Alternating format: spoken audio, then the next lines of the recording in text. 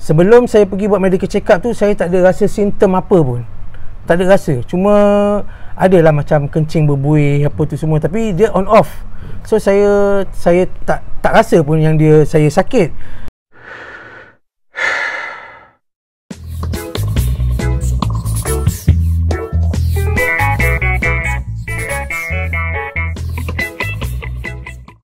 Hai korang, Assalamualaikum. Jumpa lagi dalam channel Tok Ayah.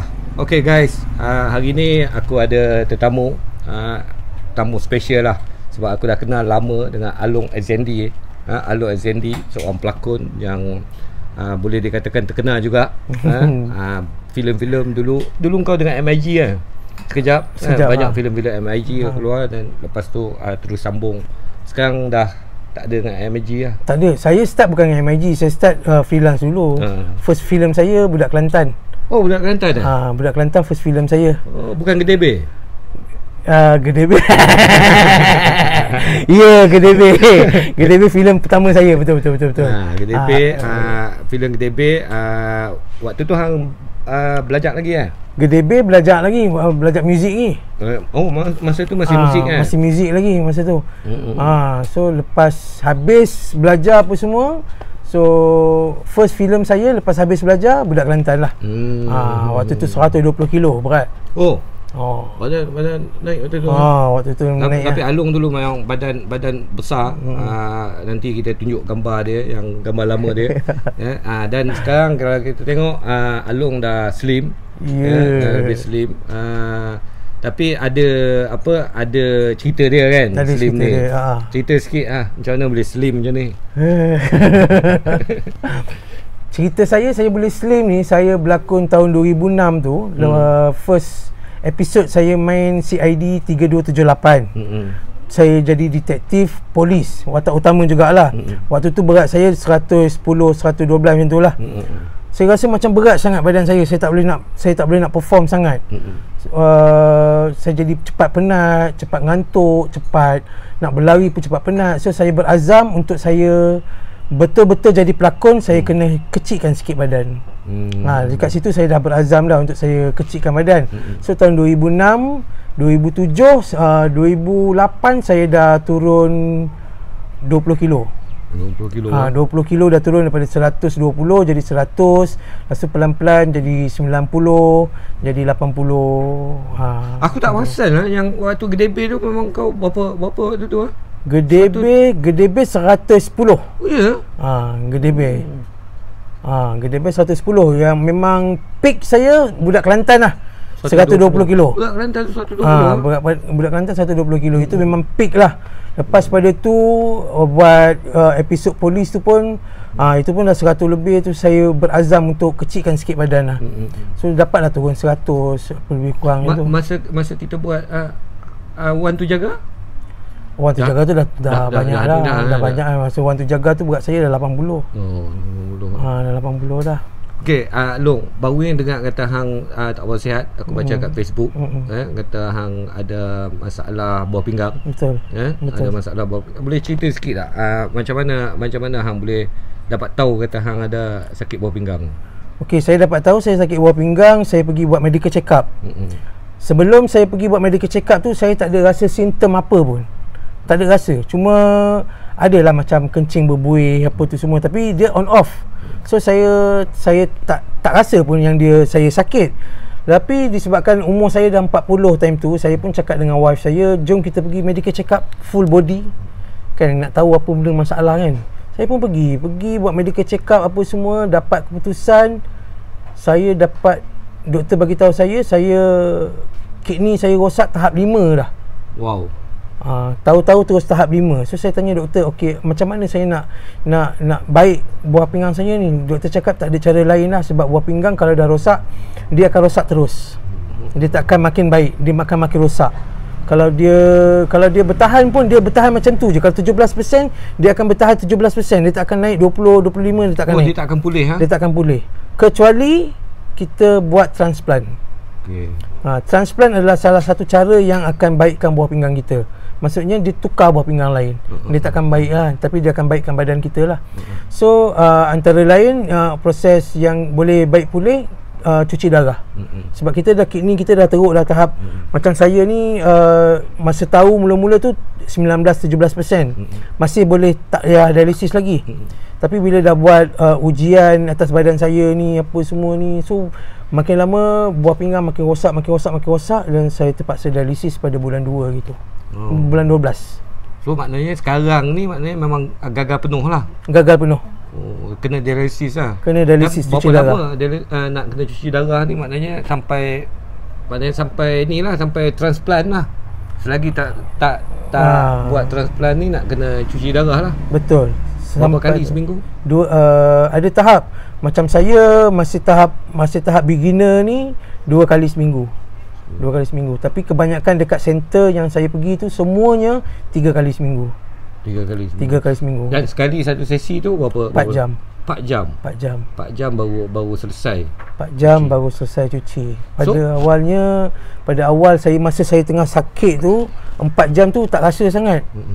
Kita duduk situ, kita akan relax sebab masa tu sakit kan. Toksik naik atas badan, naik atas kepala semua, dia sakit, pening apa semua. So 4 jam tu tak rasa. Tapi bila kita dah sihat, kita dah boleh buat kerja apa semua, tapi kita terpaksa pergi dialisis, 4 jam tu saya rasa sangat lama.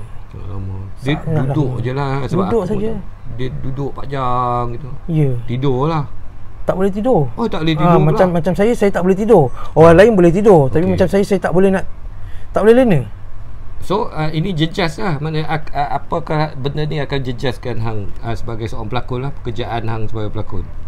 Ya abang, kalau saya rasa bukan jejas sebagai seorang pelakon lah. Untuk bekerja semua orang kata jejas bila dialisis ni. Kan, satunya masa.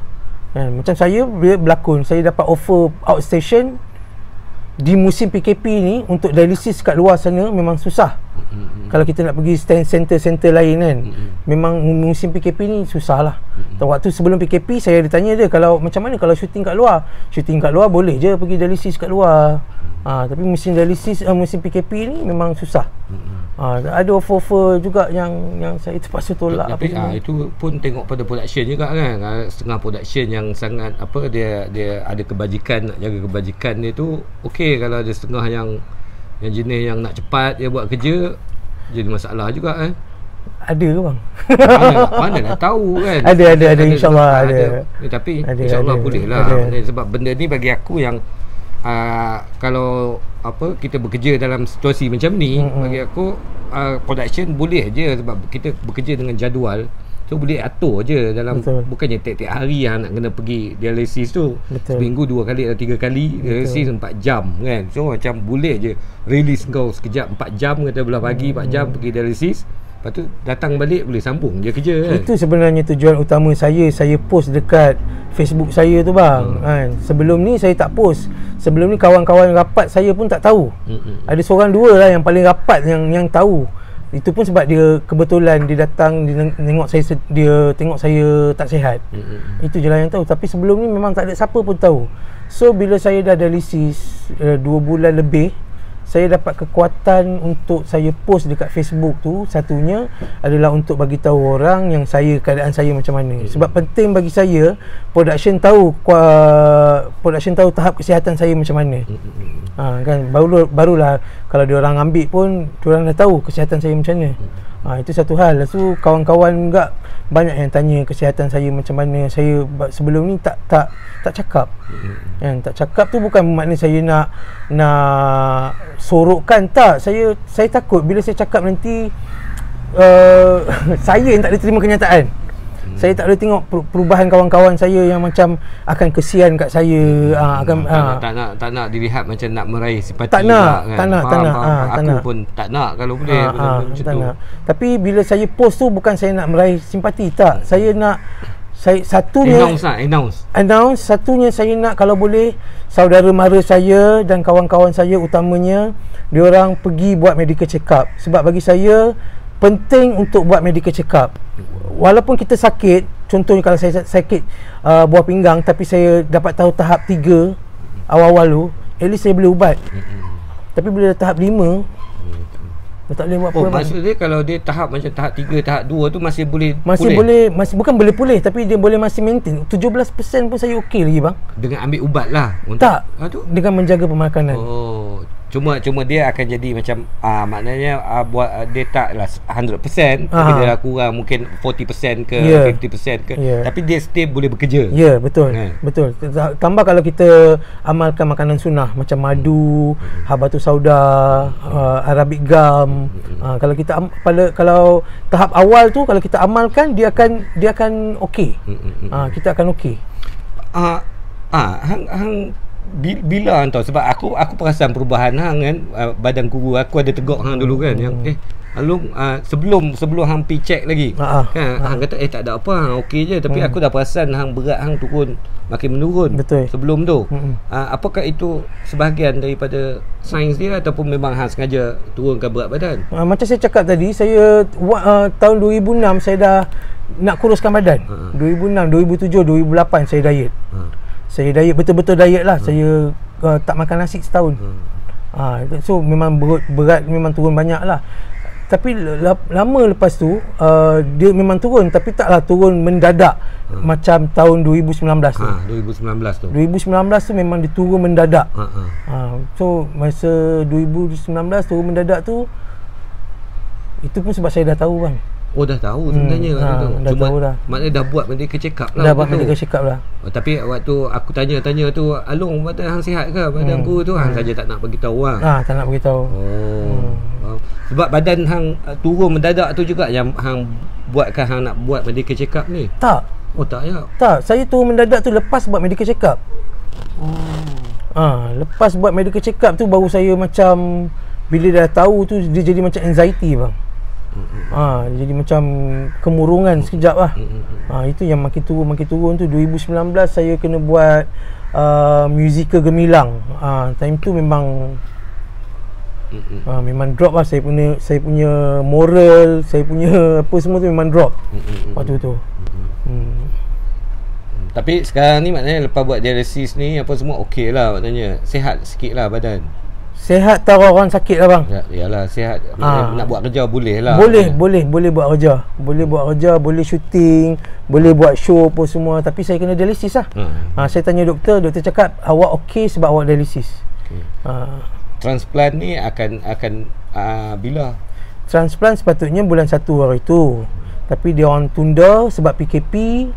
So saya rasa insya-Allah dalam bulan 4 paling awal bulan 4 aku.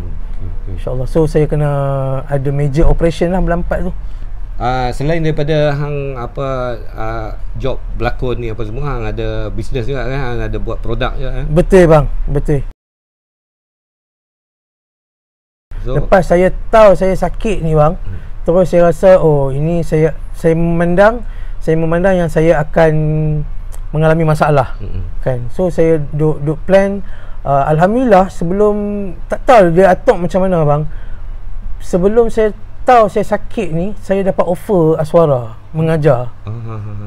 Mengajar dekat masih Aswara sampai sekarang ni. Tak tahu Allah dah atok abang kan. Allah dah atok lah, macam tiba-tiba saya dapat offer mengajar. Saya ambil, saya mengajar. Lepas tu saya tahu saya sakit. Dan bila dah sakit ni, memang job berlakon memang kurang lah. Satunya sebab bukan orang tak panggil, ada je orang panggil. Tapi saya yang outstation saya tak berani ambil kan. Buat lepas saya kena attack bulan 12 tu, ke mana saja saya pergi saya kena ada wife saya. Sebab masa saya kena attack tu, saya tengah bawa kereta bang. Bawa kereta, dia datang pening kepala semacam, saya berhenti, saya buka pintu kereta, saya muntah. Lepas tu tak boleh bawa kereta dah. Nasib baik wife saya ada. Dia ada attack je kan? Ada attack dia. Attack dia tu sebab toksik dah terlampau banyak dah. Dia tak boleh nak bendung lah. Dia attack kat sini. Dia attack dekat sini lah. So badan jadi macam paralyzed sekejap. Wow. Tu orang kata sakit buah pinggang ni, kalau kita tak rawat betul, dia boleh meninggal lah. Boleh meninggal bang. Sebab toksik tu lah. Sebab toksik tu. Bahaya lah. Okey, berbalik pada yang perniagaan yang saya nak buat tu bang. Tapi sebelum tu, sebelum tu itu kita buat satu yang lain lah, siri yang satu lagi. Okey. Tapi sekarang kita ini kat sini lah dulu. Yang ini. Okey guys, itulah perkongsian daripada Along tentang diri dia untuk semasa ni lah, keadaan semasa ni. Betul. Inilah Along, dia juga ada buat bisnes. Nanti kita akan kita akan bercakap pasal bisnes tu pula. Betul. untuk segmen seterusnya. Baik. Okey guys, terima kasih untuk bersama-sama dengan aku dan Along. Kita jumpa lagi untuk video-video di masa akan datang. Assalamualaikum. Bye.